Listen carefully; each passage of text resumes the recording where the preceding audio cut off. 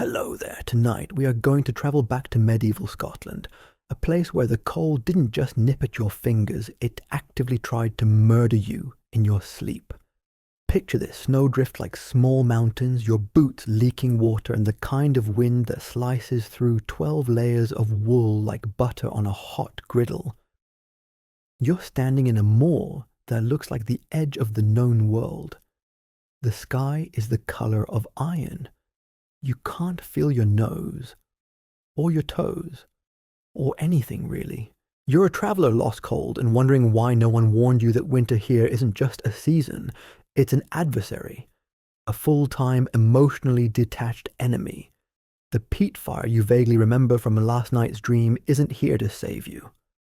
Your breath puffs out in white clouds. The snow underfoot makes a satisfying crunch, but your legs are already tired from the climb. And is that a wolf? Let's not find out. So before you get comfortable, take a moment to like the video and subscribe, but only if you really like what I do here. Let me know in the comments, where are you watching from tonight and what time is it where you are? Now turn off the lights, maybe turn on the fan for some soothing noise, and let's get started tonight. You trudge up the hill, your feet dragging through a blanket of snow so thick it muffles all sound. Behind you only the ghost of footprints. Ahead a small flicker orange and warm like hope itself. It's the firelight spilling through the narrow slits of a stone tower's window. You don't run, you save your strength. Because if there's anything you learn fast in medieval Scotland, it's this winter is not in a rush. And neither are you not if you want to make it through alive. The air smells faintly of smoke and frost. Your breath clouds in front of you, slow and rhythmic. You reach the door. It's thick oak and frozen shut. It creaks open with a groan, like an old man complaining about his joints. Inside warmth. Sparse, but enough. A peat fire glows in the hearth. It smells earthy, sharp, and familiar. You step in, and your bones sigh. Close the door, mutters someone from within. We're not heating the whole moor. You find a corner and settle into it. Around you are people bundled in layers of wool and whatever else they've scraped together. Some are sipping ale. One's asleep with a dog for a pillow. You notice there's straw on the floor. Not for comfort, just insulation. It's not pretty, but it's warmer than out there. And that's what counts. The walls drip with condensation, and your fingers slowly begin to ache as feeling returns. Someone passes you a bowl lukewarm pottage, oats, maybe a root vegetable or two, and a hint of something vaguely meat adjacent. You eat, because this is survival food, not for flavor, for calories. You glance around and realize something unsettling. Everyone here has that same hollow stare. Not tired, not bored, just watching the door. Listening for the next gust of wind, the next blizzard. Because out there, the world is always waiting to freeze you. And you start to understand why people used to leave offerings for winter spirits. Because when you live like this, it's easy to believe that the cold has a mind of its own, a cruel one. Someone tells you a story softly, almost like a prayer. A man in 1434, frozen in place while fetching water.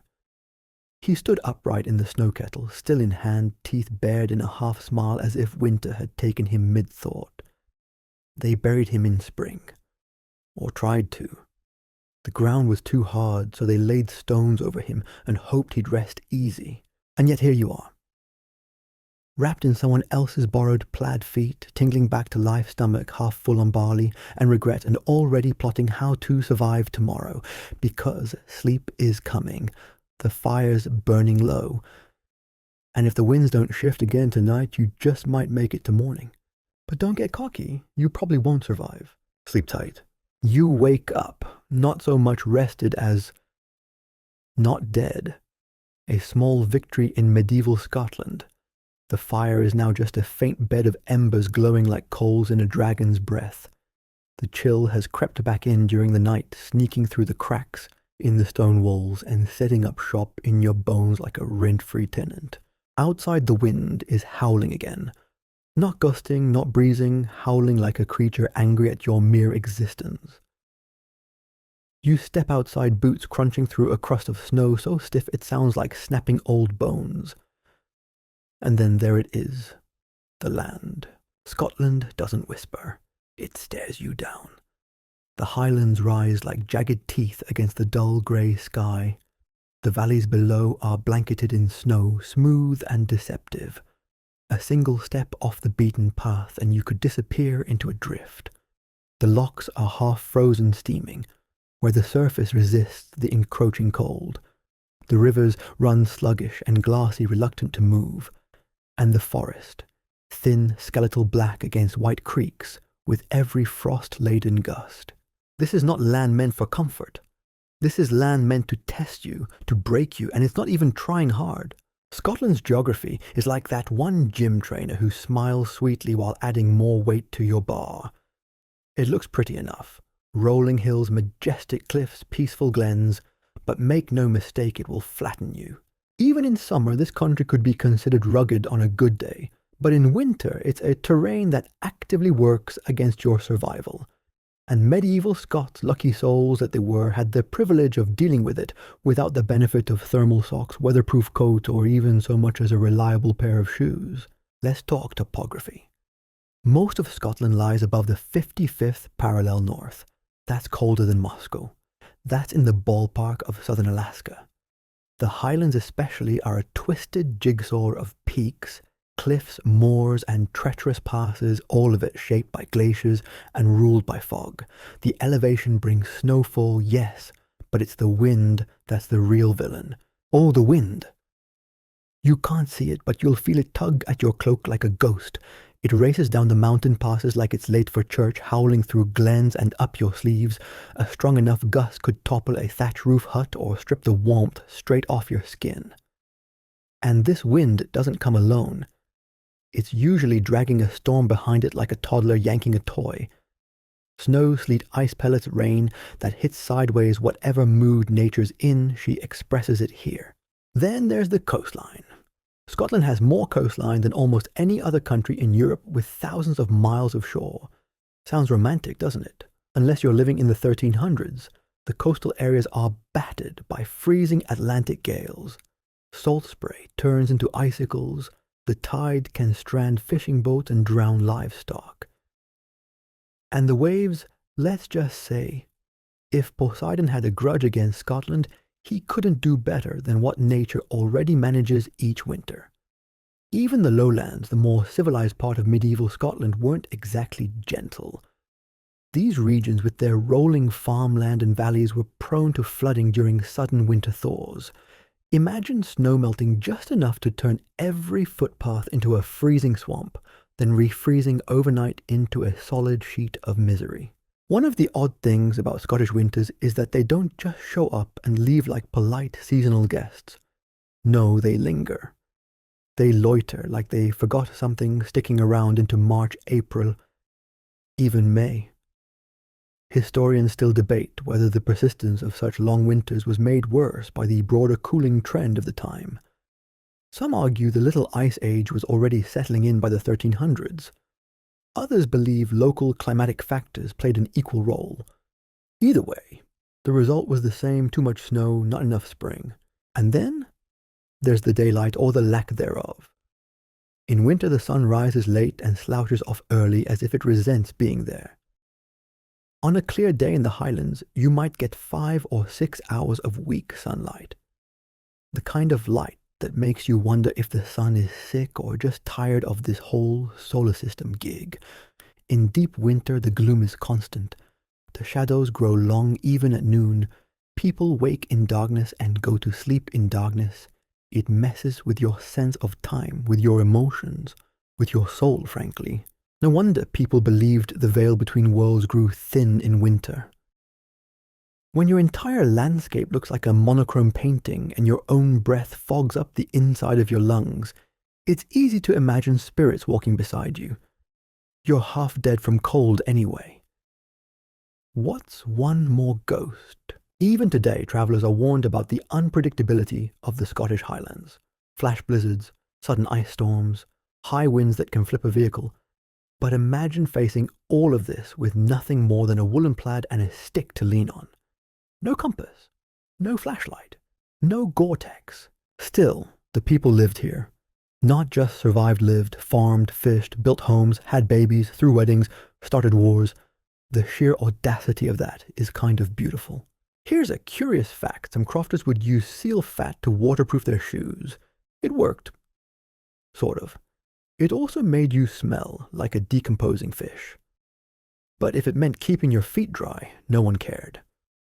Smelling awful was the least of your worries when you were trying not to lose a toe to frostbite. And as harsh as the land was, it shaped the people. You had to be practical. You had to work with the land, not against it. You learned to read the skies, to know the way frost lay on the heather, to tell the difference between a storm that would pass and one that would swallow your flock. The Scots didn't endure the land, they became it. So when you stand there atop that snow-blanketed hill, wind howling through your teeth, sky the color of old iron, you're not just seeing nature. You're seeing centuries of struggle, of grit, of stubborn frostbitten humanity that refused to lie down and die, no matter how cold it got. You adjust your plaid, you take a deep breath of frozen air, and you keep walking. Because in medieval Scotland, the land might not care whether you lived or died, but you sure as hell did. You're trudging through snow again. Not because you want to, no one wants to, but because standing still for too long in medieval Scotland is a deeply terrible idea. The cold doesn't just settle on your shoulders like a blanket. It seeps in slowly, methodically, until your bones start whispering things like, just lie down. Just for a second. Don't listen. That's how you become part of the scenery. A statue of yourself elegantly frozen mid-thought. And the worst part, this isn't even the worst of it. Not yet. Because starting around the early 1300s, nature decided medieval life wasn't hard enough. Enter the Little Ice Age. Not a cute name for a charming climate shift, but a centuries-long stretch of unusually cold, wet, miserable weather that made Scotland's already tough winters feel like punishment from the gods. Historians still debate exactly what caused it. Was it volcanic activity throwing dust into the stratosphere?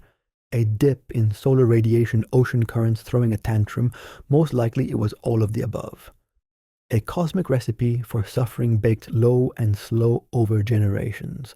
The result, shorter summers, longer winters, unpredictable harvests, and snow in places that hadn't seen it in decades.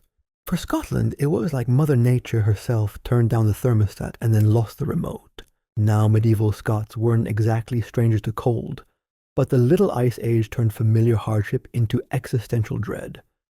Take the infamous winter of 1434. It began early, so early that by November, entire herds were already knee-deep in snow, and by December, the River Tay had frozen solid. That river, which usually thundered through the landscape like a wet dragon, became a massive ice sculpture. Farmers crossed it on foot. Merchants dragged sleds over it. Birds reportedly froze mid-flight and dropped from the sky like overripe pears. And it didn't stop there. The freeze lasted well into spring. Livestock starved or froze. Entire villages were snowed in the roads, gone, the passes vanished. Fields lay dormant under drifts that reached past your waist. Grain stores dwindled. Firewood ran out. People began burning furniture, family heirlooms, and in some cases parts of their homes. And still, the snow kept falling quiet and cruel. It's worth remembering these weren't isolated incidents. These were rhythms, patterns that repeated sometimes every few years, sometimes every decade. 1434 was terrible. 1439 might have been worse. In that year, famine spread like smoke. Reports tell of people eating grass bark, even the meat of their own draft animals. In the highlands, whispers speak of even darker meals. But we don't need to linger on that. You might be wondering, how do you even begin to prepare for a winter that lasts 5 or 6 months, stretches its claws into April, and erases the boundary between survival and surrender? You don't. Not really. Common folk crofters and tenants did what they could. They harvested in autumn like their lives depended on it because they did. They packed root vegetables in straw-lined pits. They salted meat-dried fish and stored cheese in smoke-darkened cellars. They wove extra cloaks from sheep's wool and patched their boots with whatever was handy, sometimes wood, sometimes gut, occasionally faith. But even the most careful planning could be wiped out by one bad storm. One deep freeze, one unexpected illness. You could have done everything right and still wake up to find your roof caved in under the weight of snow, or your oxen dead in the barn, their breath frozen in midair. And when the cold came, it came for everything. Your feet first, numb, then tingling, then silent. Your fingers next, then your ears. Your thoughts slow down. You forget to eat. You sit too long by the fire and don't get back up. You cough just a little and suddenly it's pneumonia. One curious detail from this time, some families used to share their beds not just with each other, but with livestock. Sheep, goats, dogs, even the occasional cow if the doorway was wide enough. It wasn't a bonding experience. It was survival. The warmth of a living creature, however pungent, was better than dying alone in the dark. Meanwhile, nobility fared marginally better. Their castles, while still freezing, had thicker walls, larger stores, and a lot more people to burn the fires and cook the food. But even nobles weren't spared entirely. Their tapestries froze to stone walls, their grand fireplaces only warmed the immediate radius, and their pantries, though fuller, still ran dry if the winter dragged on too long, or the supply trains got stuck behind a snow-choked pass. There's a well-known story about King James I travelling in winter through the Highlands in 1424. A blizzard hit sudden and ferocious, and his party got lost in the whiteout. They stumbled upon a crofter's hut, and were taken in for the night. The king, his royal majesty, no less slept on the straw beside a steaming cow, wrapped in scratchy wool and a stranger's goodwill. According to legend, he emerged from that ordeal humbled, shaken, and with a newfound commitment to improving the lives of his people. Whether that was true or just a tale people told themselves to make the suffering feel worth it, we'll never know. But it speaks volumes that even a king wasn't immune from the wrath of a Scottish winter. And then there's the sky. Have you ever stared into a sky so grey, so low that it felt like the world was being slowly crushed under a lid? That was winter here. The sun hung dim and distant, casting light like a dying lantern. Days bled into each other, measured not in hours but in logs burned and spoons of porridge scraped from the pot. Children forgot what green looked like. Elders remembered too well, and always the wind. Not the sweet whistle you hear in Christmas movies, but a banshee's wail across the moors. It called through cracks in walls, it extinguished flames, it screamed through trees like a warning no one could translate. It wasn't just weather, it was presence. Alive, watching, waiting for a misstep. Odd fact. In parts of the Highlands, people swore that winter wasn't just a season. It was a woman, a hag named Cailleach the Veiled One, who struck the ground with her staff to freeze the earth. She washed her plaid in the sea, turning the waters white. She ruled until Beltane in spring, when her powers weakened and life could return. People left offerings for her, bread, butter, a whispered prayer, because if winter had a face, they believed she wore it. And perhaps in those moments, when the world was locked in ice, and all you had were your stories, it was easier to believe in a frost goddess than to accept the blind indifference of nature. So the Little Ice Age wasn't just about temperatures dropping, it was about everything changing, time stretching, hope thinning, and yet people survived. They farmed, they prayed, they buried their dead when the earth allowed, and when the thaw came slow and stubborn, they started again. You'd think that would make them bitter, but no, it made them tougher, more stubborn. It forged something deep and unshakable, which is of course exactly what winter wanted. Let's say for the sake of your imagination that you're not a wandering traveller tonight, not a weary noble in furs or a misplaced royal with frozen socks. No, Tonight you're a common crofter, one of the countless villagers eking out life at the very fringe of survival in medieval Scotland. The sort of person no bard sings about. You don't fight in wars, you don't make treaties, you just try to stay alive, and if you're lucky, maybe see a few more springs. Your home is a modest, moss-patched hovel. Stone walls, thatched roof, one room, maybe two if you're doing well. It leans slightly to the left, as if trying to lie down and die before winter does the job first. The air inside is smoky from the peat fire, which never really stops burning, even when you're asleep. You need it too much. Not for comfort, for survival. You breathe the stuff. Your clothes, your hair, your skin, everything smells of it. Peat and sweat. That's the cologne of your life. The walls are cold to the touch. Damp always. You don't even have a real chimney, just a hole in the roof where the smoke makes a half-hearted escape, curling up toward the dark heavens. It's not a draft, it's a wind tunnel, and every crevice is an invitation for frost to make itself at home. Inside this tiny fortress of not quite warmth, your family huddles, wife, children, a grandmother who hasn't stood upright since Michaelmas, a cousin who lost 3 toes last winter, and don't forget the animals, 2 goats, a pig, a very nervous chicken, and a dog named Luck, though no one's sure why. You all sleep in one corner of the room, bundled together under every blanket, plaid, and rag available. There are no beds, just heaps of straw bracken and whatever fabric hasn't been turned into clothing. You position yourselves like a jigsaw puzzle, each person a piece that holds in heat. And sometimes in the depth of the night, you pull the dog under the covers too. Because a warm mutt is still warmer than a cold foot.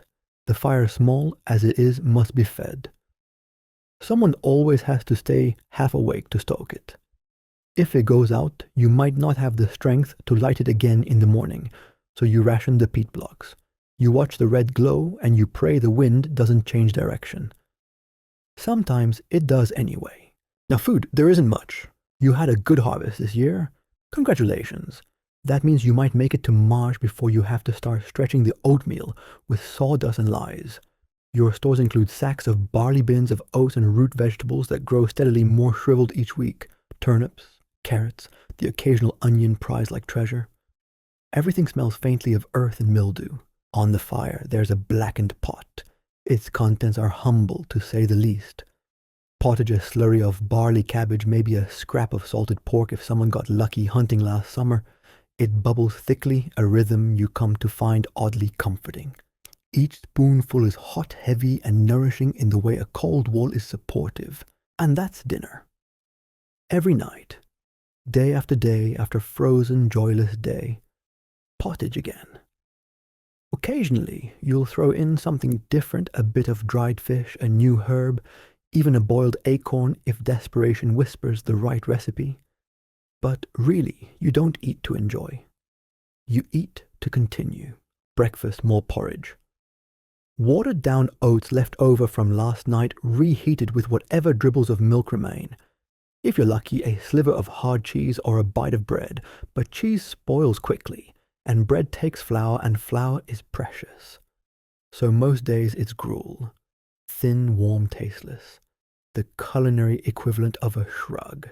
Lunch, huh? That's a rich man's idea. And yet despite all this, despite the cold, the hunger, the bleak grey sameness of each day life goes on, you still laugh sometimes. Someone tells a joke around the fire, and you all chuckle even if it's an old one. Especially if it's an old one. Familiarity is its own kind of warmth. You still work, even in winter. You mend tools. You spin wool. You chop frozen peat until your hands go numb. You do your best to make life slightly less terrible for those you love, and that's no small thing. And you still hope. Oddly enough, this is where medieval Scots get creative. You learn to game the system of winter in little ways. For example, hot stones. Take a large flat rock, heat it in the fire until it's nearly glowing, wrap it in cloth and shove it into your straw bedding. Voila! A medieval hot water bottle, minus the water the bottle, and most of the safety. Yes, you might wake up branded with a mild burn, but at least your toes didn't fall off. Win-win. Or maybe you take to brewing a very weak ale from whatever grain you can spare. Not enough to get drunk, alcohol is a luxury, but just enough to warm the belly and dull the edge of another grey afternoon. Children, meanwhile, make games out of hardship. They skate on frozen puddles, build crude snowmen, or dare each other to run barefoot across the frost. You watch them equal parts fond and terrified. A twisted ankle could be deadly. An infection from a fall could be a death sentence. But they laugh, and sometimes you let them. Because laughter, no matter how rare, is defiance. The elders talk in hushed tones of winters past. Of the year the snow came in October and didn't melt until May. Of the great famine when the rivers froze and entire herds vanished. Of neighbors buried in drifts so deep their chimneys smoked out through the snow like pipes. One story goes like this. A man lost his way in a storm just 300 yards from home. They found him come spring frozen mid-step, mouth open, eyes wide. His boots had filled with ice. His fingers clutched a bag of oats. He'd been so close, but not close enough. You listen, you nod, and you make a silent vow not to be a story, not this winter. Now, let's step back for a moment. Because all of this, the smoke, the pottage, the sleeping with goats, it wasn't rare, it was normal. For the overwhelming majority of people in medieval Scotland, this wasn't a bad year. This was life. The cold pressed down on every detail of daily existence, not like a crisis, but like a rule. It was the context in which everything else happened. And yet people survived. Families raised children, they tended their flocks, repaired their roofs, danced at weddings, and sang in the dark, not in defiance of winter, but within it. They adapted, not with ease, but with grit, with stubborn, frost-bitten resolve. One academic once wrote, "Survival is the great unrecorded act of history, and in no time or place is that more true than here. You poor crofter that you are won't make it into the scrolls or the ballads. Your name won't echo through the centuries. But you lit the fire, you stirred the pot, you kept breathing. That counts. And so as you tuck your children under the threadbare wool, as you whisper a prayer to saints and spirits alike, as you stoke the dying coals one more time, you remind yourself. Spring always comes, eventually. Just not yet. So far you've trudged through the moors, frozen your boots off battled wind like a medieval kite, and survived a smoky night in a peasant's croft. But maybe now you're thinking, all right, I've had enough of the poor man's tour. Let's see how the other half froze to death. Welcome to the castle. It sounds grand, doesn't it? Stone walls, sweeping views, roaring fires, tapestries hanging like noble Instagram filters. And yes, if you're a baron, a duke, or some cousin of a cousin who married into the royal bloodline, you might live here. But let's be very clear. Castles were not cozy. They were cold, brutally, poetically, creatively cold. Imagine waking up in your four-poster bed, the kind with heavy curtains and fur blankets, and a straw mattress stuffed within an inch of its life, and discovering that your wash basin has frozen solid. Inside your bedroom. That's not a metaphor. That's medieval luxury in winter. Castles were built for defense, not comfort. Thick stone walls, great for stopping arrows, useless against wind. High ceilings, lovely for acoustics, terrible for holding heat. Drafts, you bet. The windows were usually nothing more than glassless slits, if there were windows at all. A few of the really modern castles had thin panes of horn or oiled cloth stretched across the frames to block the breeze. Key word, thin. Let's look around, shall we? You walk through the great hall, impressive sure, vaulted ceiling, enormous hearth at the far end, tapestries depicting hunting scenes and noble lineages, a massive boar's head mounted on the wall because nothing says welcome to my home like the decapitated remains of your lunch. And yet, despite all the grandeur, your breath fogs in front of your face. The rushes scattered on the floor do little to insulate against the chill. Your boots clunk against flagstones cold enough to shatter eggs, and even with 24 servants bustling about, the place feels eerily still. Cold quiet is louder than it sounds. At the hearth, the fire crackles and roars. Logs the size of small trees burn day and night. You approach it eagerly, hoping for some warmth, and oh, that's odd. Your front feels toasty, but your back still belongs to the Arctic. That's castle heating in a nutshell. One side roasts, the other side freezes, and you're constantly spinning like a human rotisserie.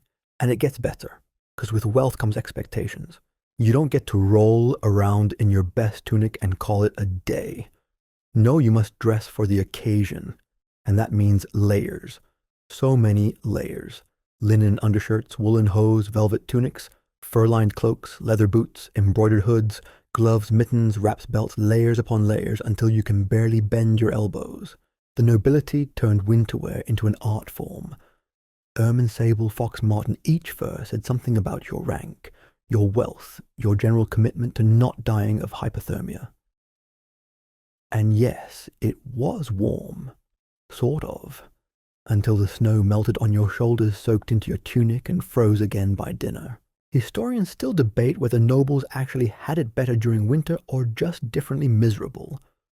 On one hand, they had resources, stored food, manpower, extra cloaks. On the other hand, they were trapped in large, drafty echo chambers filled with responsibility and icy hallways.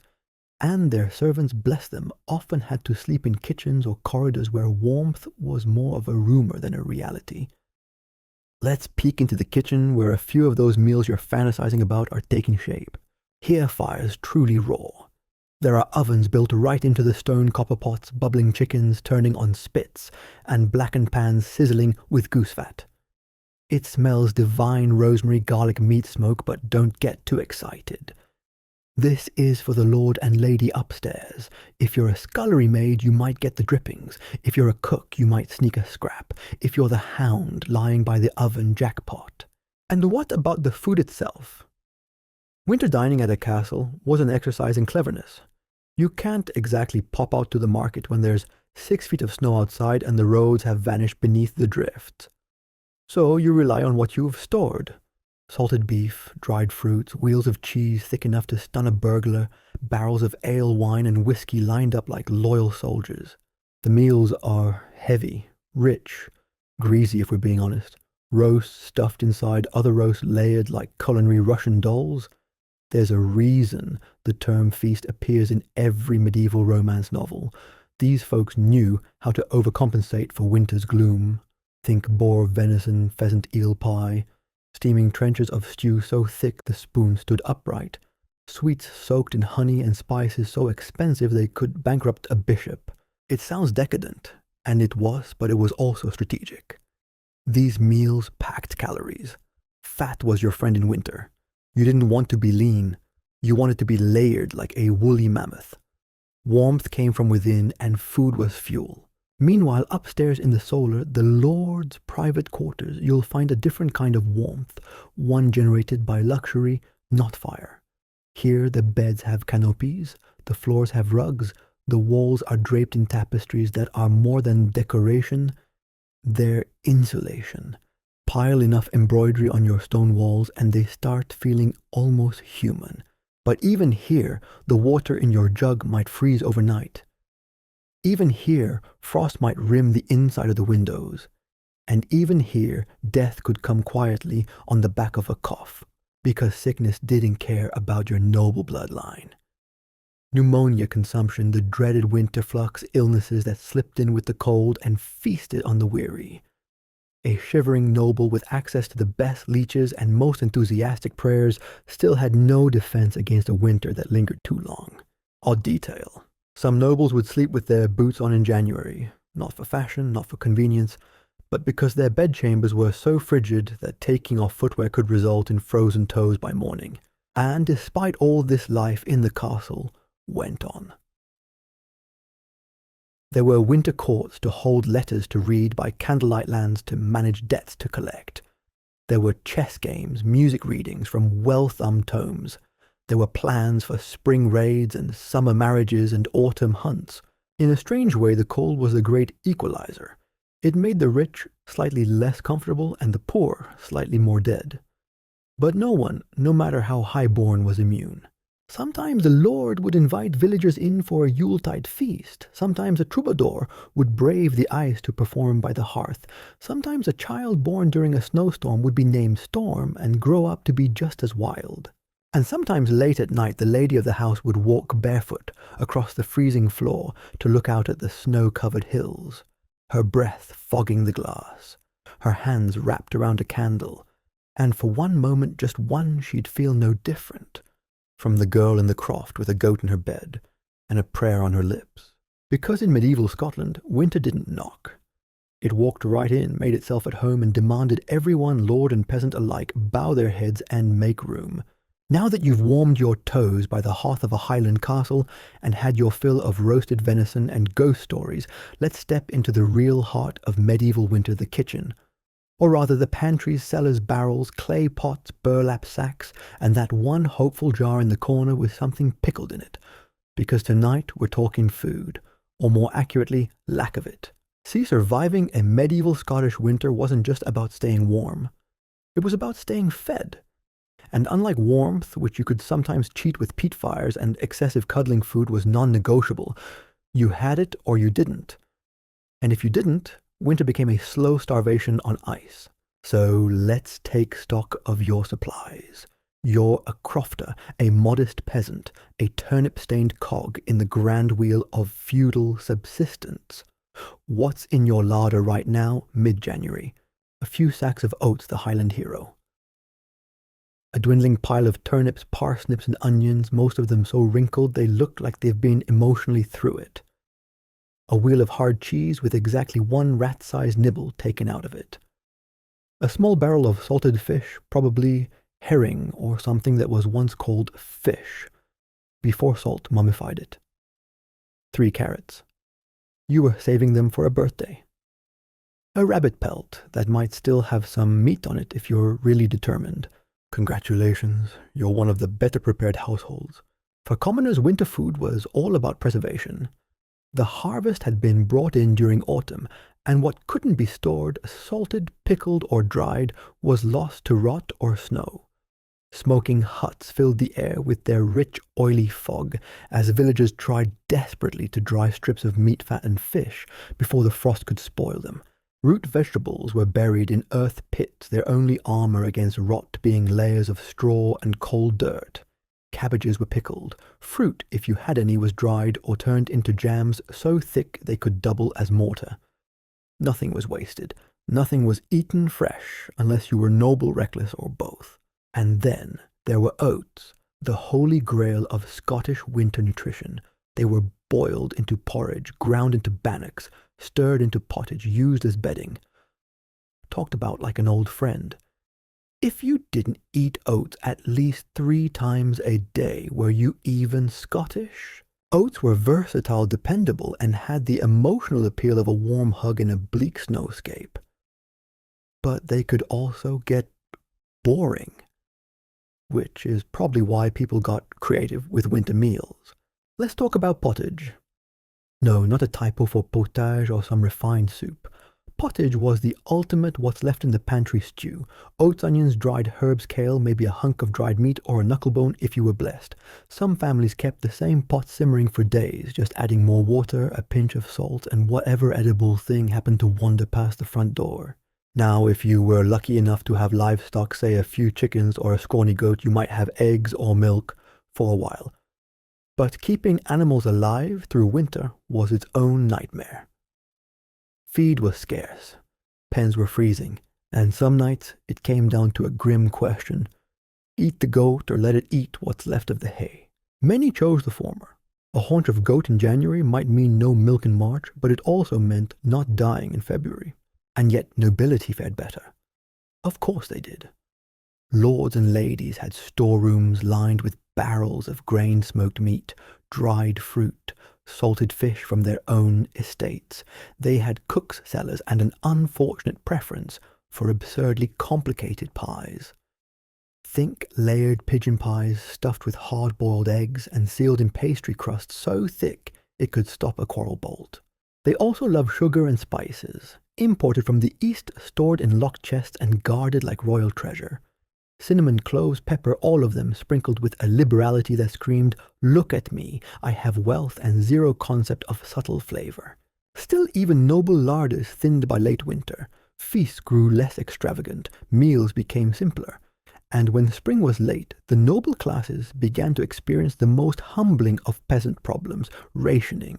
By March, even the best stocked homes had to make choices. Cheese was cut thin, the ale was watered down. The cook started getting very creative with squirrel surprise and pigeon stew à la desperation. Historians still debate how often starvation truly hit the noble class, but records do show that by the winter of 1439, even minor lords were begging the church for food relief. That year, a combination of poor harvests and prolonged snow led to one of the worst famines in the Scottish history. Families resorted to boiling tree bark. Children gnawed on leather scraps. In the Highlands, there were quiet rumor stories of snowbound crofts, where whole households disappeared not because they fled, but because they ran out of each other. No one wrote songs about those winters. But what makes it all the more heartbreaking is that it didn't have to be that way. Scotland had fertile glens, bountiful rivers, wild game in the forests. The problem wasn't lack of potential. The problem was winter's iron grip and the lack of infrastructure to fight it. No centralized grain stores, no reliable transportation, no real warning systems, no health safety net. One bad storm could delay food deliveries by weeks. A frozen river could isolate an entire village until the spring melt, and if a family lost their ox, their seed stock, or their firewood, that was it. The line between survival and starvation was just that thin. Now here's an odd little fact to soften the bleakness in some villages. People baked tiny oat cakes in the shape of the sun. They'd place them on windowsills, or offer them at crossroads, hoping to tempt the warmth back. A little folk magic. A little hope. Because hope was also food. The idea that spring would come, that lambs would be born, that green would return to the world. These weren't just comforting thoughts, they were fuel. And so people dreamed of the first nettles, the early wild garlic, the baby turnips pushing up from thawed earth. Not gourmet, but alive, fresh, unfrozen. Until then, they ate, and rationed, and ate again. They ate oat gruel, boiled kale, stew thickened with barley, bread made from a sad mix of grain and old chestnuts, fish so salty it burned the tongue, cheese so hard it could kill a rat at 20 paces, but it filled the belly, barely. And then came the festivals. Because even in famine there was ritual. Christmas, Hogmanay, Epiphany, Candlemas. The Yule log would be lit not because anyone had wood to spare, but because light mattered. A feast might be held not because there was abundance, but because celebration mattered. At these feasts, nobles would gorge on roast goose and sweetmeats while the peasants shared a turnip. But both tables raised toasts, both drank strong ale, both sang old songs to fend off the dark. And somewhere in those songs was the stubborn truth of Scottish winter. It may starve us, it may freeze us, it may kill us, but it will not unmake us. So they stirred the pot again, counted the sacks, made the cheese last. They shared hoarded stole, prayed, bargained, and survived. Because that's what winter demanded, and that's what they gave. The peasants huddled around peat fires. The nobles warmed their jeweled fingers on golden goblets. The cooks stirred pottage, the children chased the last dry root under the bed, and the wind howled through the glens like an old god with unfinished business. Winter, always winter. But now let's zoom in on the unlucky few who had to venture outside, not because they wanted to, but because duty, disaster, or royal misfortune called. Because sometimes winter didn't just sit and wait for you to starve in your hovel. Sometimes it went after the mighty, even kings. Take James IV of Scotland, a man who spent the first 18 years of his adult life imprisoned in England, which, if you're keeping score, is about 18 winters spent, not in the Scottish Highlands, a detail that becomes relevant very quickly. In 1424, finally released, and Crown James began the long trek northward to reclaim his kingdom. A symbolic homecoming, a royal procession, a PR campaign, and then came the snow, blizzard actually. a blinding white squall that turned the landscape into a swirling maze of ghost trees and vanishing roads. His retinue lost their bearings. Horses stumbled, men shouted through scarves holding torches that guttered out in the wind. According to one of those perfectly vague and mysterious chronicles that historians still argue over the king himself, became separated from his guard and wandered for hours before stumbling upon a small crofter's hut.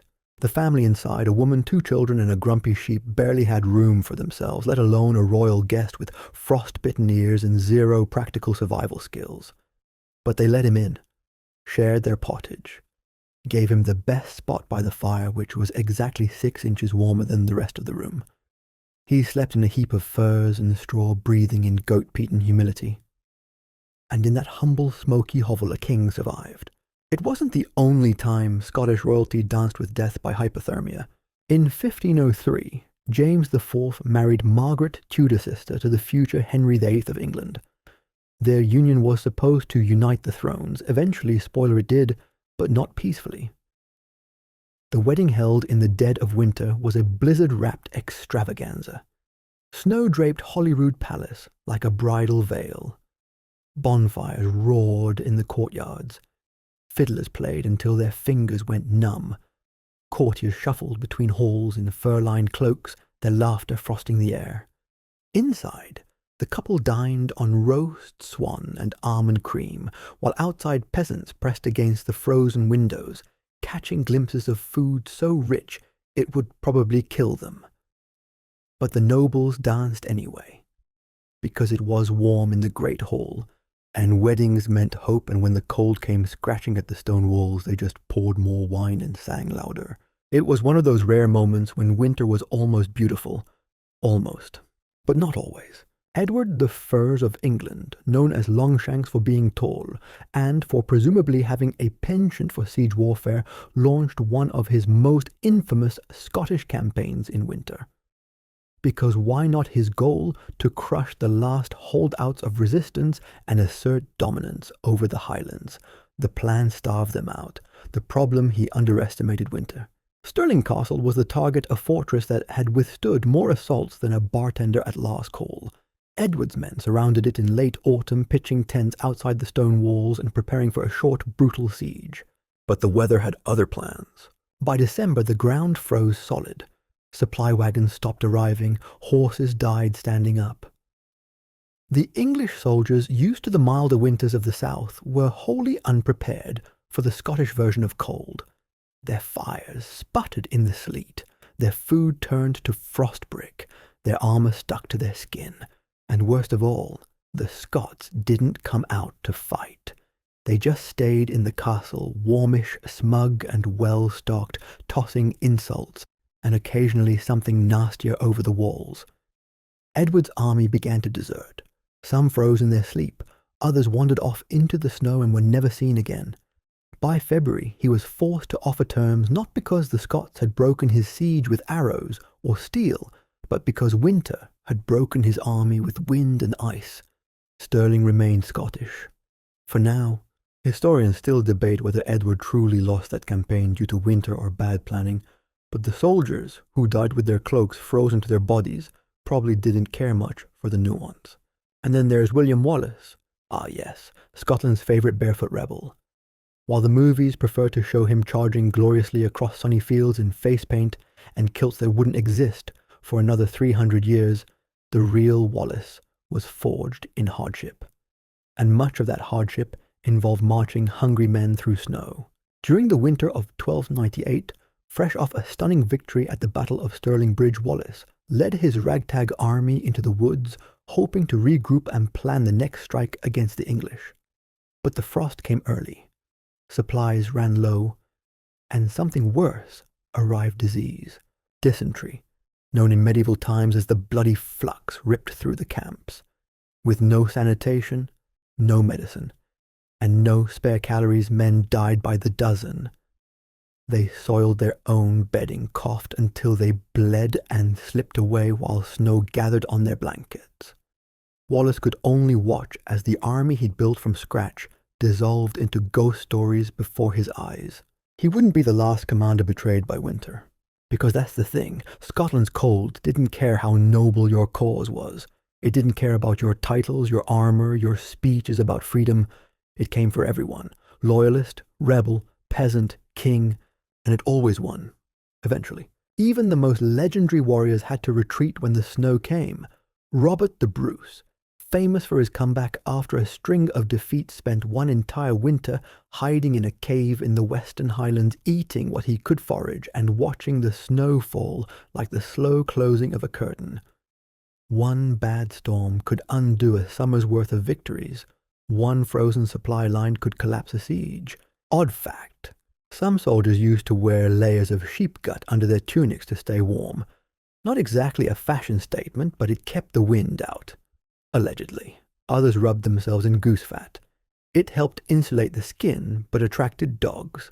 Some tried to sleep standing up, leaning against trees to avoid lying on frozen ground. Most just shivered and waited for dawn. There's an old Highland saying, you don't fight the winter, you survive it, or you don't. And so even in the chaos of medieval war, generals learned to make peace with the season. Battles were delayed, roads were impassable, castles became tombs or sanctuaries, and entire campaigns were waged not against other men, but against the encroaching cold. In the end, no matter how many banners you flew, or how sharp your sword was, winter remained undefeated. Let's say you've survived the worst of the frost. The snows have settled into permanent drifts, the firewood stack looks suspiciously low, and your stomach is playing percussion with your spine. But you know what might save you now? Clothing, or more precisely, layers. Because in medieval Scotland, dressing for winter wasn't about looking good. It was about not dying. There were no insulated boots from outdoor catalogues, no fleece-lined leggings, no puffer coats filled with ethically sourced goose feathers. What people had, rich or poor, was wool linen hides and the sheer desperation not to freeze into a decorative yard feature. The first layer, a sark. That's your linen undershirt, soft if new itchy if not, and probably patched so many times it's more hole than shirt. Linen doesn't hold heat, but it does wick away moisture, which is helpful when you've been sweating under all your other layers while hauling peat through knee-deep snow. Over that woolen tunics. Maybe 2, maybe 3 if you can spare the extra. They're thick, scratchy, and if they're lucky, still faintly sheep-scented. Then comes your cloak, your plaid. The great kilt, or belted plaid, wasn't just national fashion flair. It was a genius bit of multi-purpose clothing. You'd wrap it around your body during the day, and at night unbelt it and sleep in it like a blanket. It was thick, woven tightly, and often soaked in lanolin, a natural wool grease that repelled rain and sleet with the confidence of a 13th century umbrella. Footwear tricky. Most peasants didn't have leather shoes in winter. Some wrapped rags or sheep's wool around their feet, then tied them with twine. Others wore shoes stuffed with straw or moss, changed often to avoid frostbite if they remembered. Nobles had boots made of leather often lined with fur and treated with oils. Fancier folks wore cowhide boots with turned soles and toggles. If you were really lucky, you might own a pair of trippin wooden overshoes, strapped on to elevate your feet above the icy mud. Yes, you were basically clomping around on tiny stilts. And let's not forget the fashion-forward accessories. Bells, hoods that covered the neck and shoulders, great for catching snow and hiding your general despair. Hose, woolen leggings that clung to your legs with all the enthusiasm of wet socks. Brat or Ari Zaid, cloak-style wraps often pinned at the shoulder with brooches roughly the size of your hand. Now, clothing wasn't just functional, it was political. What you wore marked your status. A plaid made of fine wool that said you were someone. A tunic with actual dye in it. Now you're talking minor nobility. Fur trim. Royal connections, baby, but even the richest robes couldn't protect you completely from Scotland's winter. The wind still found its way in. The ice still nibbled at your fingers. Which brings us to the great medieval mystery. How on earth did people sleep at night? Short answer, badly. Let's say you're a peasant. Your bed is a straw mattress shared with your entire family, maybe even the dog, the pig, and a judgmental chicken. You're wearing everything you own, plus a few things you might have stolen from your cousin, and you still wake up with your teeth chattering. To fight this family's had tricks. Hot stones, heated in the fire, wrapped in cloth, tucked into bedding. Effective until they set the bed on fire. The bed curtains. Even the simplest bed might have a hanging cloth to trap heat. In castles, 4 posters with velvet drapes became mini saunas until the cold came from underneath. Body heat. Whole families cuddled together like puppies in a basket. Modesty died somewhere around November. Even the nobility couldn't escape the cold in their canopied beds. Some slept in their clothing. Others had fur-lined sheets. Some used bed wagons frames hung with heavy curtains and stuffed with straw mattresses over wooden platforms, like a portable igloo you could call home. Odd fact, noblewomen sometimes wore fur-lined sleeping hoods that tied under the chin like a baby bonnet purely to keep their ears from freezing off in the night. Flattering, no. Effective enough. But clothing wasn't just about comfort. It was about survival psychology. In a place where the landscape tried to kill you, dressing well was an act of defiance. A woman in her Arisaid walking through snow to mass wasn't just going to pray, she was declaring victory over the elements with every soggy step. And then there were the small luxuries. A fur muff, gloves with wool stuffing, a cloak dyed with rare indigo as bright as summer sky in a season that hadn't seen blue in months. These things mattered. They reminded people they were more than just breath in the cold. And of course, no conversation about medieval winter attire would be complete without mentioning hats. Everyone wore something on their heads, everyone. Hair was not enough. Common folk wore coifs, close-fitting caps made of linen or wool tied under the chin like your great-aunt's bonnet. Nobles might sport fur-trimmed hoods, turbans, or flat bonnets with feathers that served absolutely no purpose except to say, "Look at me, I haven't frozen yet." You'd think all this bundling would keep people warm, and it helped. But really, it only delayed the inevitable. The cold still seeped in, the fire still died out, the snow still crept through the rafters and dropped itself in inconvenient places like down your collar. You never beat winter, you just bargained with it. And sometimes it wasn't enough. There are accounts of entire families found frozen in their beds, fully clothed, fully bundled with no sign of struggle. They had done everything right. But the wind had slipped under the door. The fire had died early, and the night had been too long. Still, people kept dressing, layering, wrapping their children in scarves, even when the scarves were made from old horse blankets, wrapping their feet in cloth and praying for shoes, sewing new tunics from old sacks, wearing their best cloak to weddings, baptisms, and funerals, sometimes all in the same week. Historians still debate the effectiveness of medieval winter clothing, especially among the lower classes. Some argue that layering wool and linen was surprisingly good at retaining heat, especially when combined with constant movement and indoor fires.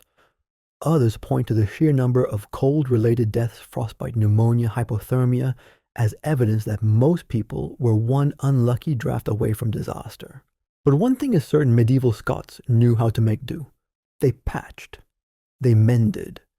They turned cloaks into tents and tunics into quilts. They invented early versions of gaiters, mittens, and thermal underwear, often without realizing it. And when something tore, they didn't throw it away, they rewove. It died, it handed it down. A good woolen cloak could outlive 3 generations. And in a way, so could the people inside it. So, if you ever find yourself wandering a highland path in January, squinting into the sleet, and wondering how anyone ever lived here, remember the plaid. Remember the boots stuffed with straw, remember the bonnet tied tight under the chin, and remember, they didn't dress for fashion. They dressed for survival. And somehow it worked. So you've wrapped yourself in 4 layers of wool, slept next to a smoldering peat brick, and eaten enough pottage to develop a deep spiritual relationship with oats. You're doing all the right things, but then one morning you wake up coughing. Just a little at first, a dry tickle, nothing serious. By nightfall you're coughing up blood. Welcome to winter medicine in medieval Scotland. or as it could more accurately be called, a collection of wild guesses, household objects, and a whole lot of prayer. The body count each winter wasn't just from starvation or freezing, it was illness that truly turned cold months into a bloodless war. Because when you cram 6 people, 2 goats, and a wheel of suspect cheese into a tiny croft with one smoking fire and no ventilation, what do you think happens? Spoiler, nothing good.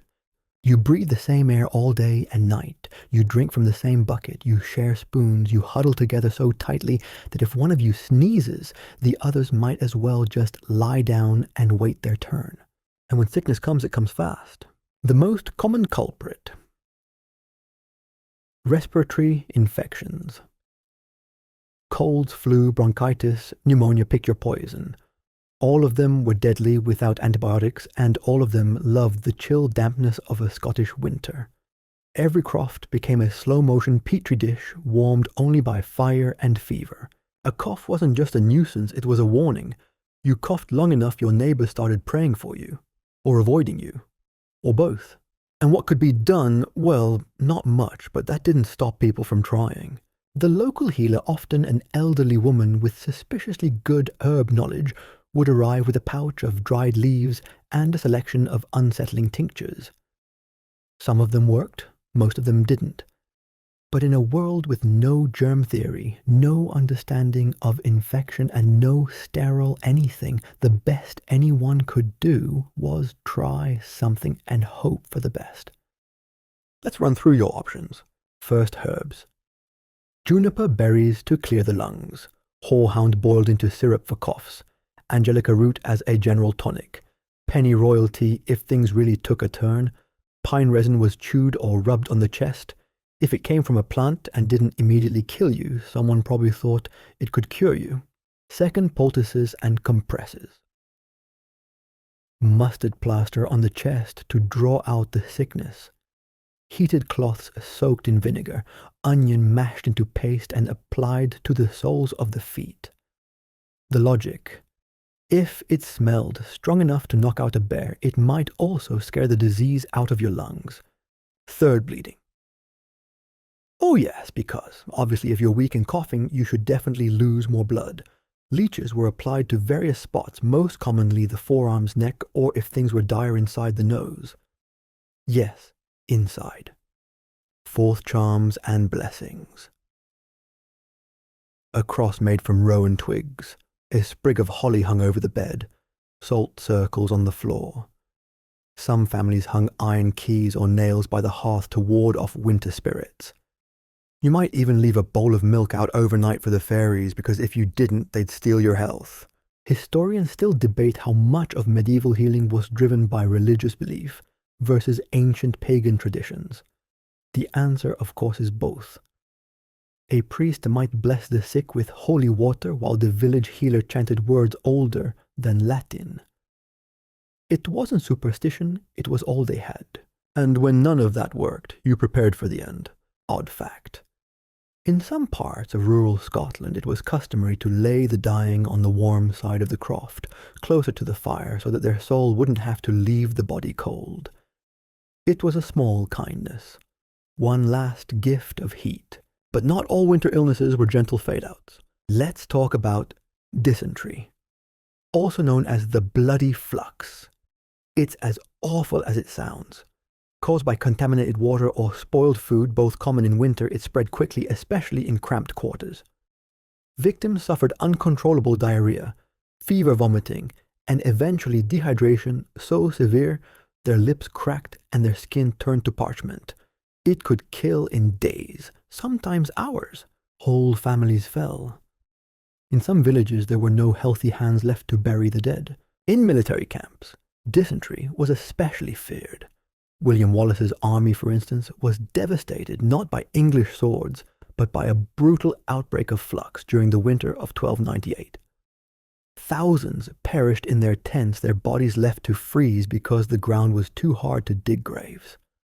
Wallace survived, but barely, and the sickness weakened his forces for months. Even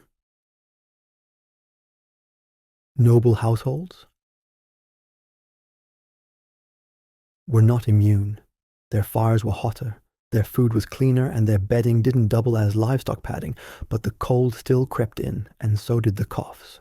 When James I was nearly frozen on his journey through the Highlands, he wasn't just battling the elements, he was battling infection. He'd spend the next weeks sweating through his linens in a smoky chamber while herbal steams bubbled and priests whispered benedictions. He survived barely and became one of the few royals to understand what winter sickness truly meant.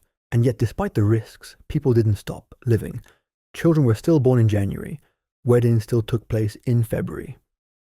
The sick recovered sometimes. The crofters went back to their fields. The healers went back to boiling pine bark. Hope never really died. It just slept somewhere under the frost. And when spring finally arrived, it brought more than just green shoots. It brought breath. Fresh air, windows flung wide. Blankets hung out to dry. People walked outside just to feel the sun on their faces. They coughed into the wind, and for once it didn't echo death. But until then you waited. You bundled up, you drank boiled pine needle tea and prayed the coughing would stop. You lined up your stones by the fire and told stories to keep your children from realizing how pale you looked. And if someone passed, you mourned, quietly, without much ceremony, because snowdrifts made burials nearly impossible. In some places, bodies were stored in outbuildings or shallow stone crypts until the thaw. Priests read prayers by candlelight and the village carried on. Because what else could they do? One story, half history, half folktale, tells of a young girl named Elsabeth, whose father fell ill during a bitter February freeze. With no healer nearby, and the passes snowed in, she boiled every herb she could find into a foul-smelling broth, and sat by his side for 3 days, feeding him with a wooden spoon and wrapping his legs in rags soaked in pine pitch. He lived. The others in their croft didn't. When the thaw came, the story spread across the glen, and old women whispered that Elsabeth was a winter witch, a compliment in that context. Because in winter, anyone who could beat back death even once, even with soup and stubbornness, was a kind of miracle worker. And who's to say they weren't? So if you're coughing tonight, wrapped in a blanket, sipping tea in a heated room with electric lights and modern medicine nearby, remember the ones who had none of it, who beat back the dark with fire and the sickness with herbs and somehow made it to spring, even when it snowed inside. Now that we've coughed our way through the sick rooms of medieval Scotland and tried to ignore the smell of garlic poultices and pine tar compresses, it's time to look at the battlefield, or more precisely, the frozen, muddy, miserable patch of land where people tried to wage war in the middle of winter. Yes, in theory, winter should have been the off-season for warfare. Armies could retreat to warm halls, sharpen weapons by candlelight, and let their bruises thaw. But this was medieval Scotland. And if the weather didn't follow the rules, why should the people welcome to frostbitten war? A miserable blend of wet boots, frozen armor, and logistics that looked good on parchment but dissolved in sleet. In principle, winter campaigns were a terrible idea. Roads were impassable, supply lines froze solid, horses fell through ice, weapons rusted, men slipped on frosty hills and died of broken necks before they even met the enemy. And yet leaders kept trying. Because winter offered a tactical advantage, no one expected it, which brings us to one of the most infamous military campaigns in Scottish winter history, the Siege of Stirling Castle, 1304. Now, Stirling wasn't just any castle. It was the key to the Highlands, a symbolic and strategic stronghold perched above the River Forth. If you held Stirling, you didn't just hold a fortress. You held the gateway to the soul of Scotland, Edward the Bind of England. Longshank's Hammer of the Scots and Walking Bad Mood wanted Stirling very badly, and so in the dead of winter he brought his siege engines, his cavalry, his carpenters, his cooks, and roughly 10,000 very unlucky English soldiers north into the snow. His plan starved the Scots out, his reality. The Scots didn't really mind starving, they were used to it. The defenders of Stirling were a ragtag group of 30 men, not a typo, 30. They had provisions, a fire, and an extremely clear understanding that Edward had a temper. They were also crucially warmish, because unlike the English, they were indoors. Outside the walls, the siege was going badly. Tents collapsed under snow. Oxen froze in their yokes. The ground was too hard to dig proper latrines. Sickness spread. Food spoiled. And the Scots on the walls occasionally shouted cheerful things like, "Should have stayed home." Edward, of course, did not take this well. He brought in the Warwolf, the largest trebuchet ever built, and spent weeks assembling it. It was said to throw stones the size of a small cart, and did. Right through the gate. By the time the walls cracked, Edward was fuming. The Scots were starving, and the weather had reduced everyone's dignity to a damp sock. The Scots surrendered. Edward, to his credit, spared them, maybe because he admired their stubbornness, maybe because his boots were frozen to the ground, and he just wanted to go home. Historians still debate whether Edward's winter siege was a strategic success or a costly vanity project that proved the real king of Scotland was the climate. What's certain is that by the end of it, the English army had lost hundreds, not to swords, but to frostbite, starvation, and an overwhelming sense of regret. But it wasn't just the English who suffered winter's wrath. Let's talk about Robert the Bruce, the Scottish king who made an entire comeback career out of not knowing when to quit. In 1306, he was on the run, his forces scattered, his kingdom claimed by others, with the English hunting him and the winter descending like a particularly cold betrayal. Bruce did what any sane man would do. He disappeared into the mountains. For months, Bruce and his small band of loyalists skulked through the highlands, hiding in caves, foraging in snow-covered woods, sleeping in wet cloaks, and generally avoiding death by creativity. They used the landscape. They crossed frozen rivers under moonlight. They ambushed small English patrols, stole supplies, and vanished before the snow had time to cover their footprints. They became winter phantoms. And slowly, as the frost melted, they re-emerged fierce, lean, and somehow still alive. Their success wasn't just due to skill, it was due to understanding winter. The English tried to chase them through blizzards in armor that iced over like frozen dinner trays. The Scots wore wool, moved fast, and knew which hills to hide behind. It wasn't just a victory of strategy, it was a victory of adaptation. Odd fact, some of Bruce's men reportedly smeared their legs with mutton fat to stay warm during overnight marches. The smell was terrible, the effect moderately helpful, the legacy slightly greasy, but impressive. And then there's the soldiers. What was life like for the average medieval soldier in winter? Picture this: you're wearing mail armor that weighs about 40 pounds. It's cold. It's wet. It chafes in places you didn't know existed. Your boots are soaked through. You haven't eaten meat in 3 days. You've tied a sheep's bladder around your foot as an impromptu sock and it's leaking. Your commander says you're marching tomorrow. Where doesn't matter. Every road is a mudslide. Every bridge is frozen. Your horse died last week. You've been sleeping next to a man who coughs so hard he makes the icicles rattle.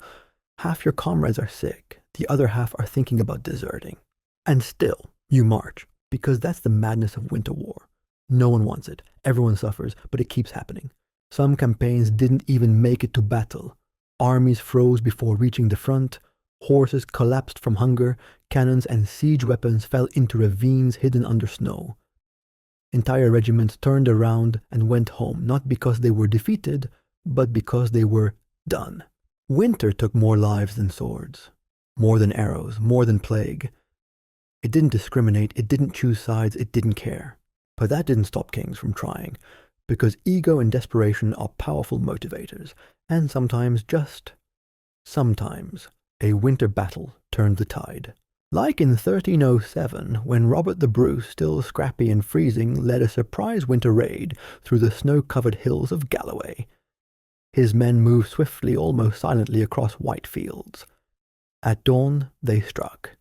The English troops, not expecting an assault in that kind of cold, barely got their boots on. It was a rout.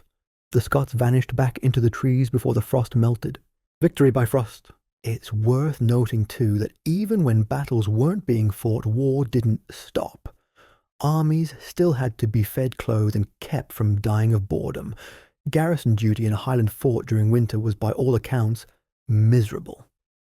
Nothing to do but pace the walls, repair frozen ropes, and count how many of your comrades had lost fingers to frostbite. And yet every year someone tried to fight. Because borders still mattered. Because politics didn't care about snow. Because war like winter was a force that refused to wait for better weather.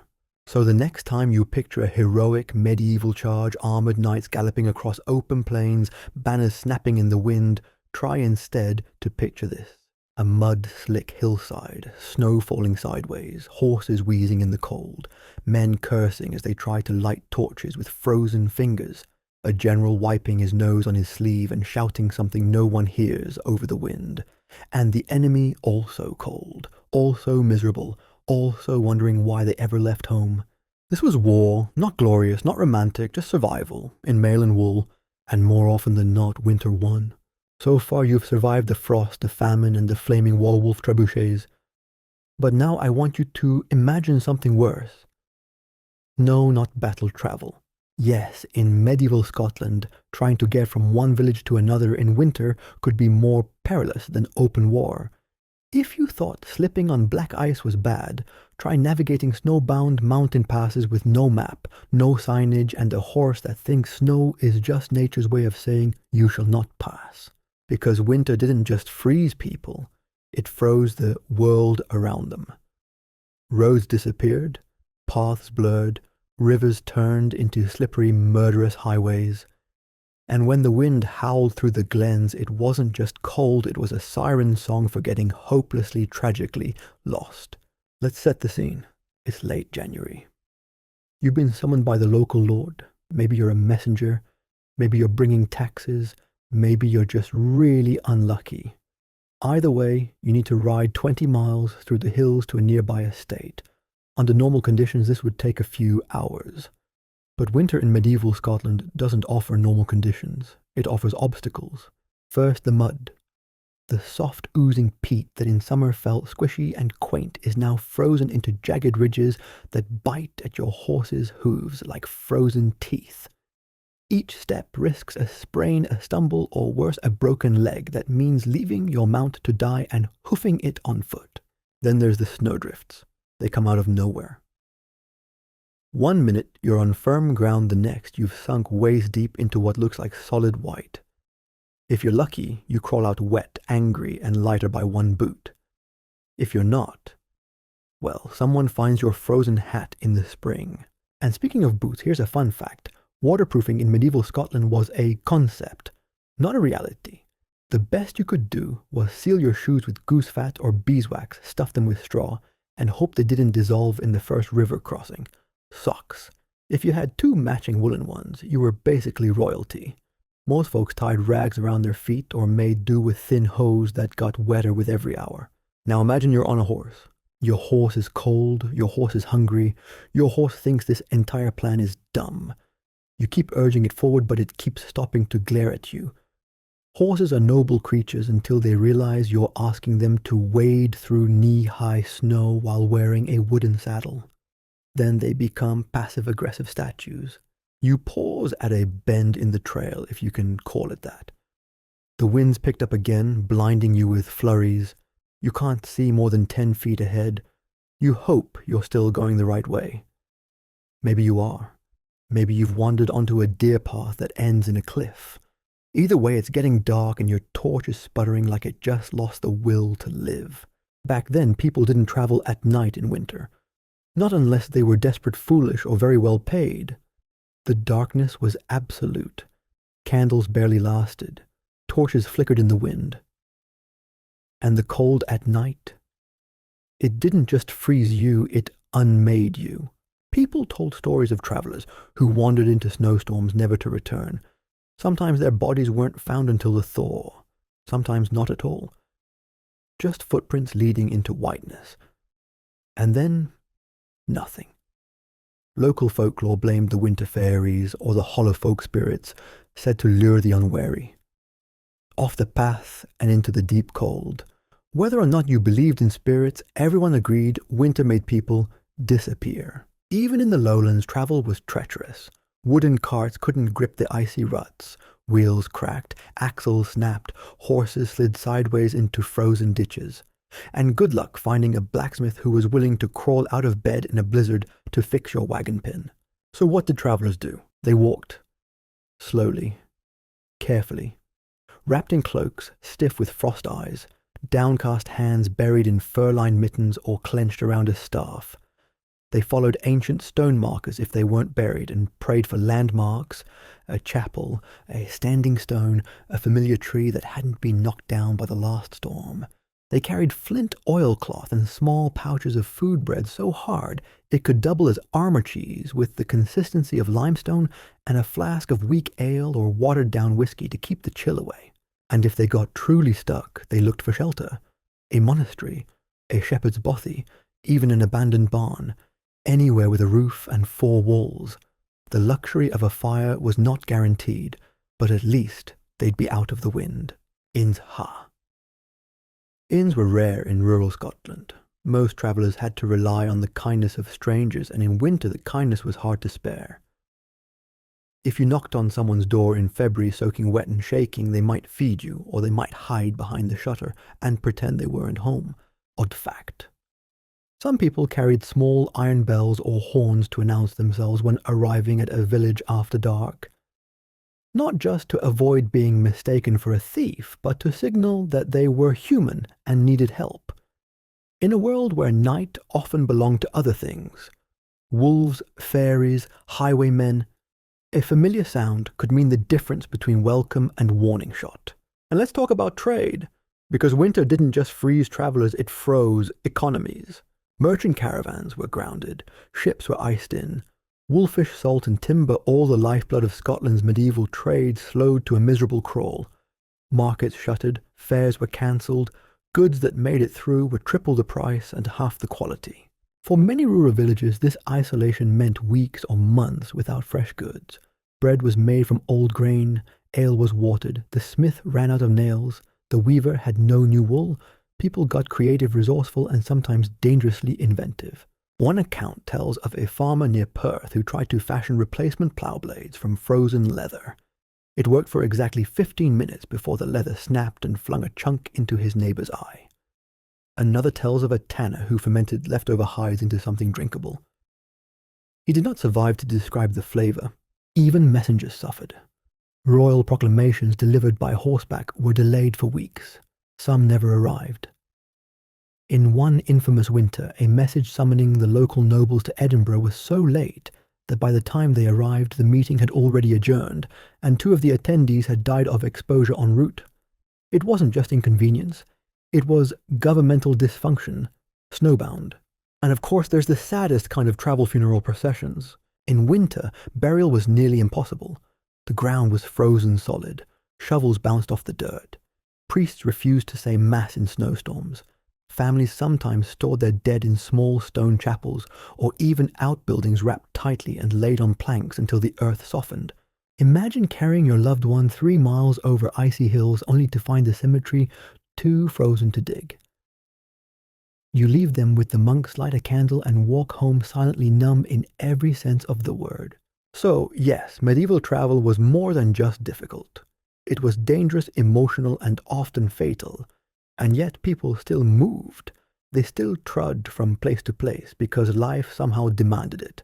They sent letters, fetched doctors, delivered bread, hunted for deer, searched for warmth, chased rumors of safety.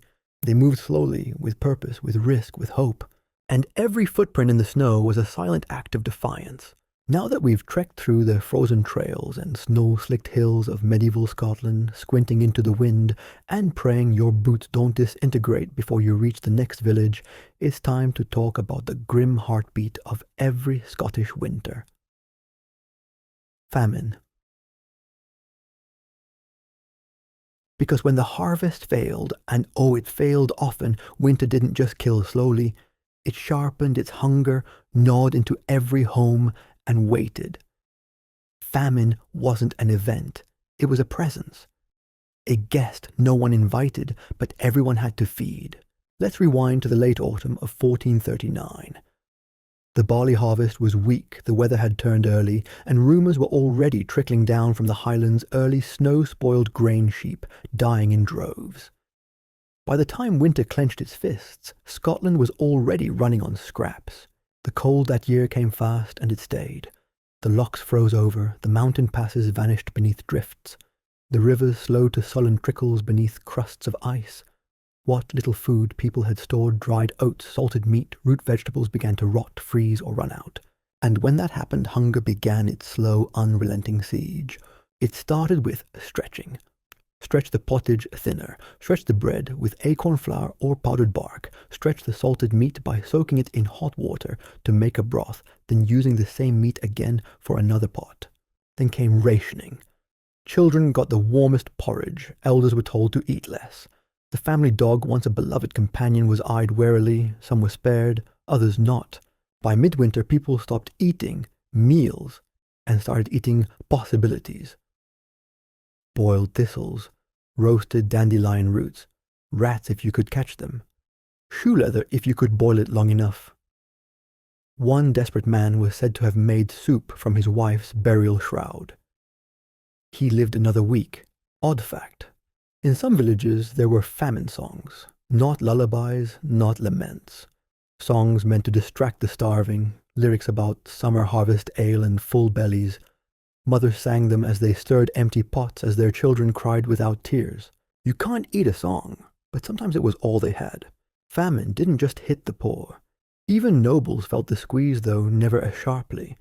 Their granaries were fuller, their cellars deeper, but by late February, even the grandest hall began to feel the pinch. Venison disappeared from the menu. Pies grew smaller. Wine was replaced with a weak ale. The great roasts became thin stews. Some desperate laws took to imposing harsher taxes, grain levies, enforced rents, even livestock seizures. The logic was simple. Better that the landholders survive so the land could be governed. But the cost was brutal.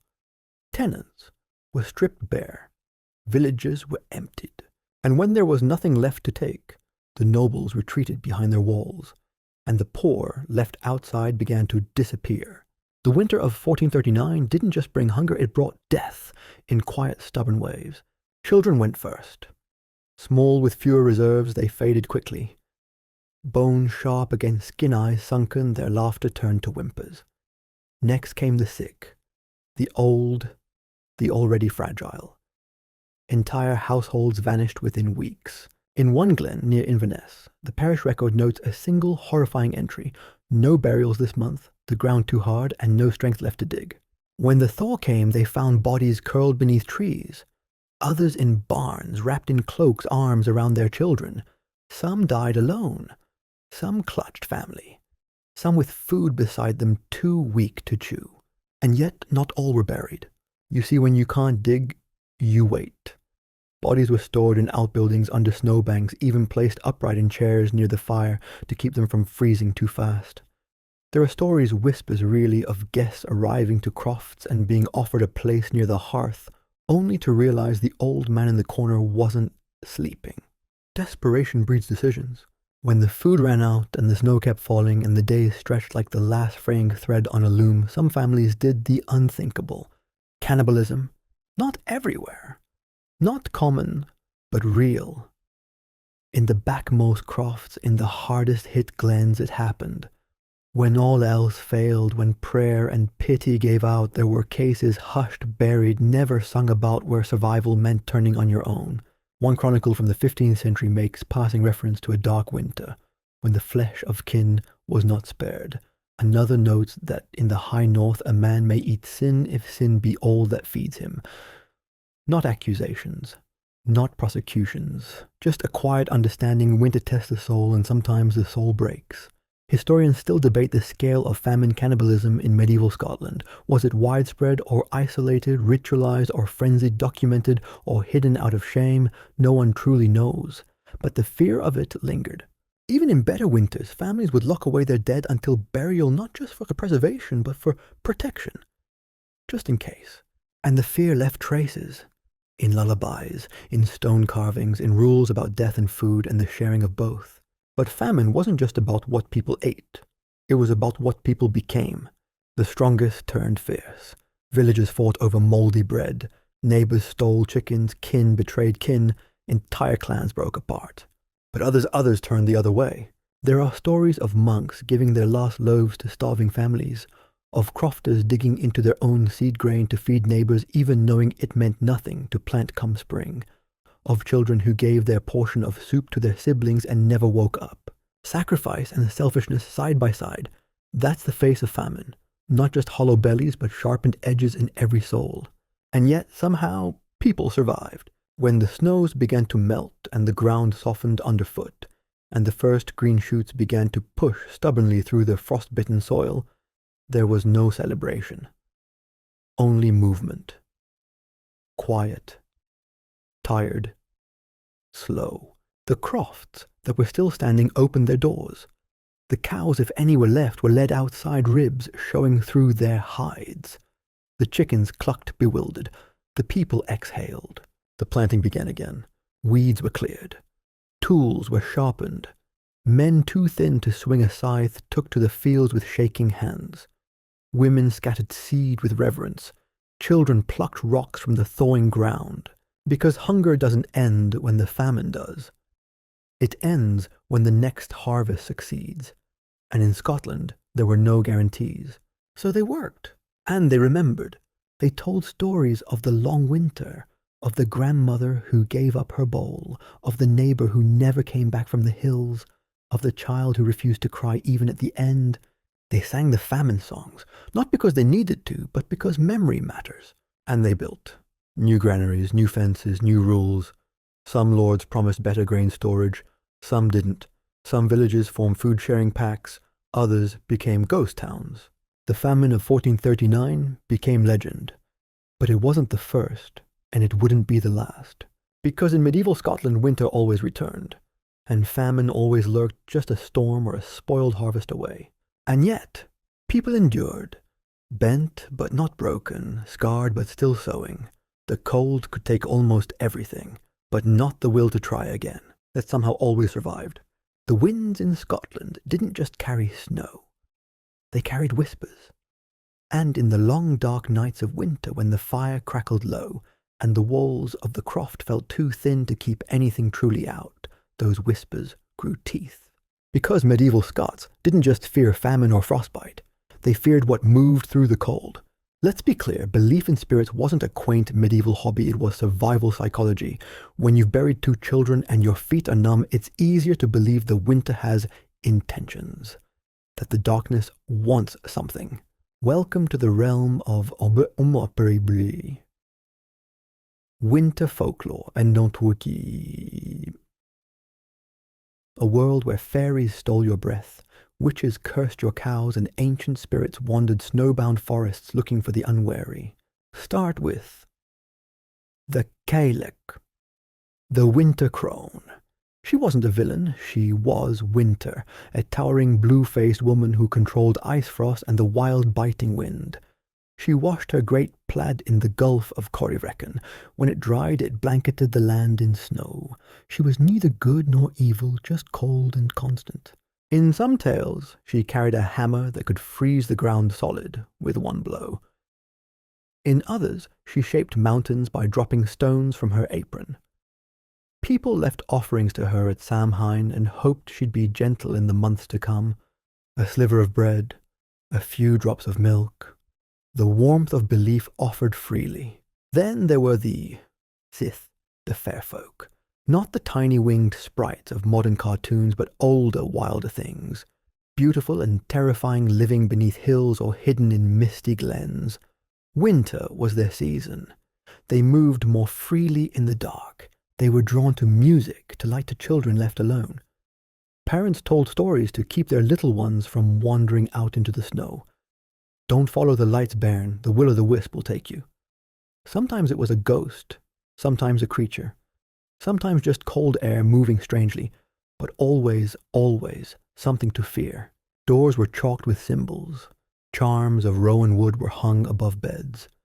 Bread was broken into tiny pieces and scattered at thresholds to keep the hungry spirits away. And of course there were witches, Not the broom-riding, pointy-hatted villains of Halloween specials, but real people, usually women living on the edge of society. Healers, herbalists, midwives, people who knew things. In the summer, they were tolerated, even respected. But in the winter, when food ran out and children grew ill and frost turned milk sour, then they became suspects. It was said a witch could summon snow with a whisper, curdle milk with a glance, and call down wolves in the night. Whole communities turned on their own during the hard winters looking for a scapegoat to blame for the cold that wouldn't end. And yet many of these so-called witches were the very people keeping others alive, brewing teas for coughs, laying warm stones on icy limbs, blessing children with ancient prayers. They lived with one foot in the practical and the other in the spiritual, a line few dared walk, especially when winter grew long. Odd fact, some villages held midwinter divination rituals. On the solstice, unmarried girls would stare into frozen pools by moonlight, hoping to glimpse the face of their future husband in the ice. Boys carved runes into tree bark looking for omens, crows cawing 3 times bad luck, a red fox crossing your path a good harvest, probably. One of the more unsettling customs was the first footer. Tradition still echoed in Hogmanay celebrations today. The first person to enter a home after midnight on a New Year's Eve was said to set the tone for the year. Tall, dark-haired men were good luck. Redheads, not so much. A woman, worse. And so families sometimes arranged for a favourable visitor to knock just after midnight bearing coal salt or whiskey to ensure warmth, wealth and joy in the year ahead. Superstition bled into every crack in the winter season. When the crops failed, people buried small figures in the fields, tiny dolls made of straw bundled in scraps of cloth. When the fire died without reason, someone muttered about a bean nigh, a ghostly washerwoman whose appearance meant death. If you saw her at the stream scrubbing blood from someone's shroud, you were already too late. Some believed phantom processions. The wild hunt galloped across the skies during winter storms. Led by ancient kings or gods, they swept up the souls of the dead and the soon-to-die. Thunder wasn't weather, it was hooves on cloud, lightning, the flick of spectral whips. If you heard the hunt, you stayed inside, you didn't look out the window, you didn't whistle, and whatever you did not answer when your name was called from the snow. Even Christianity couldn't erase these beliefs. Churches tried offering candles instead of charm saints instead of spirits, but the old ways ran deep. Many Scots practiced both. They crossed themselves and hung rowan branches, said Our Father, and muttered to the hearth god. Because in winter you needed all the help you could get. And then there was the silence. That deep blanketing quiet that settled after a heavy snow. When everything was still, and your own heartbeat sounded too loud. That silence held weight, and people feared it. Because sometimes in that silence they heard things. A knock with no visitor, a whisper in an empty room, footsteps in fresh snow without tracks. It wasn't proof of anything, but it wasn't nothing either. You didn't have to believe in ghosts to feel haunted. The stories served a purpose. They kept people indoors. They taught children caution. They made sense of the senseless. Why did the healthy man die in his sleep? A spirit came for him. Why did the milk spoil a fairy touched it? Why was the baby born silent? Because winter is cruel and sometimes it needs a face. But there was comfort too. These weren't just tales of dread. They were instructions, rituals, tools to survive. You light the fire a certain way. You whistle while stirring the pot. You never sweep after sunset. You leave the last oatcake for the ancestors. These weren't just customs, they were anchors. In a season that took so much, they gave people something to do, and belief in winter was its own kind of warmth. Even today, the echoes remain. In the way Highlanders nod respectfully to certain stones, in Hogmanay, fires that blaze across the hills, in the silent way snow hushes the world and the instinctive glance we give to shadows that linger too long. Because maybe, just maybe, some part of us remembers that when the wind howls in just the right way, it sounds less like weather and more like a voice. And when the snow falls heavy, it feels less like nature and more like memory. And when we light a candle in the window, it's not just to see, it's to be seen. The night is long. The stars hide behind clouds. The wind is loud enough to keep secrets from escaping the croft. But even in the coldest depths of medieval Scotland, there was one thing that could bring the people together. One thing that could make the bitter frost recede, if only for a night. One thing that reminded them that they were still alive. Feasting. Let's not get too romantic. Winter feasts were rare. They weren't about excess. Most of the year people scraped by, especially the poor. But when those special nights came, when traditions called for gathering, singing, eating, and remembering, they rose to the occasion with every ounce of warmth they had left. The two great pillars of Scottish winter celebration were Christmas and Hogmanay, the New Year's feast. Though both bore the stamp of Christian observance, their roots ran far older. They borrowed from pagan solstice rites, Norse Yule traditions, Celtic fire festivals. They were an answer to the dark, a refusal to let winter win completely. Start with Christmas. In noble households, it was a spectacle. The great hall would be hung with holly ivy and mistletoe evergreens that mocked the dead trees outside and hinted at life waiting in the roots. A massive log, the Yule log, would be dragged in and burned for 12 nights straight. If it extinguished prematurely, bad omen. If it lasted until 12th night, good harvests, maybe, or at least not immediate disaster. Servants would bustle. Trestle tables groaned under roasted meats, trenches of pies, mountains of bread and sweets soaked in honey. Lords hosted games, dances, and poetry readings. A fool was crowned Lord of Misrule and given the run of the feast. Yes, he could order nobles to dance, knights to juggle, or the steward to sing. For a few hours the world turned upside down. Why? Because laughter too is rebellion. But for common folk, Christmas looked different. No boars' heads or haunches of venison. More like a fresh-baked bannock, a dram of whiskey, and the sweet luxury of having enough to share. Some households saved one precious treat, a bit of dried fruit, a sliver of cheese, a scrap of smoked pork for the 25th, just to say we made it this far. And even in the poorest homes, people found ways to mark the day. Songs were sung, prayers were said, candles burned through the long night. In some regions, children were gifted small charms or coins if their family could spare it. A few got carved toys. Most just got a story and a hug and an extra scoop of porridge. Odd fact. In certain Highland parishes, the first fire lit on Christmas morning was said to chase away bad spirits for the year. Women would rise before dawn, whisper a blessing over the hearth, and light the flame from a coal saved from the night before. No flint, no fresh spark, a living ember carried across days just like hope. Then came Hogmanay, the Scottish New Year. If Christmas was about gratitude, Hogmanay was about letting go. Of the year that nearly killed you, of the cold that crept in, of the debts, the sorrows, the losses. And it was wild. Even in hard times, people found a way to celebrate Hogmanay. They cleaned their homes from top to bottom, a symbolic sweeping out of the old.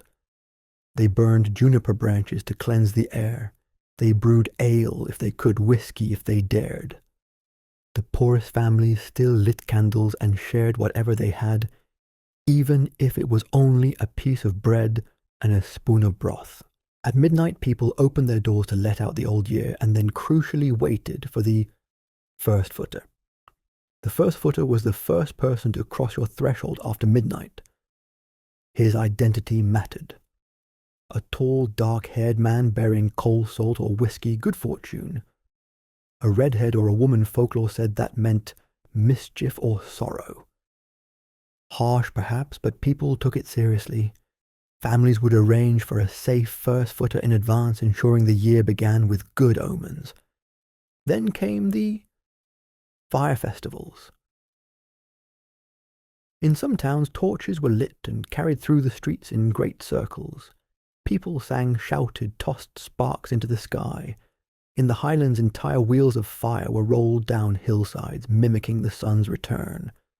In coastal villages, they built towering effigies of the old year. and set them alight watching the flames dance against the sea wind. These weren't just parties, they were rituals, deep, visceral affirmations that light returns. That winter would not last forever, and they were a balm for grief, for hunger, for frostbite, for fear. Even those too poor to throw a feast found meaning in the gestures, in raising a mug of something warm, in sharing a story, in standing beneath the stars half frozen and shouting into the wind. We're still here. Historians still debate how widespread these festivals were in the early Middle Ages versus the post-Reformation revival. Some argue that many of the wilder Hogmanay customs emerged later as Catholic traditions faded and folk rituals reasserted themselves. Others point to early references that suggest fire celebrations and house cleansing rituals existed long before written records tried to tidy them up. What's not up for debate is the power they held, in a time before calendars hung in kitchens, before fireworks and countdowns, before central heating and electric lights in the celebration was an act of resistance. And for those rare families who had enough to feast, the joy was almost unbearable. Imagine a table laid with real bread, a bowl of stew rich enough to leave oil on your lips, apples somehow crisp and sweet, a jug of ale passed between hands, laughter rising like steam, the fiddle scraping out a half-remembered tune, a girl in the corner clapping in time, a boy dancing with a chicken, an old man telling a joke so bad it nearly cracks the peat fire. You're full. Maybe for the first time in weeks. Your cheeks are flushed, not just from the fire, but from being surrounded by people who made it through. And for one night, the cold doesn't win. For one night, death waits at the door like a polite guest who wasn't invited in. Because tonight you feast. You laugh. You remember the ones who didn't make it. You pass around the last bannock and raise your cup to a year that hurt and healed in equal measure. Tomorrow, the snow will fall again. The roads will vanish. The food will thin. The fire will need tending. But tonight there's a flame in every window, a toast in every hand, and a song that's older than memory, sung in a dozen dialects with tears and joy and stubborn hope. Should old acquaintance be forgotten, never brought to mind?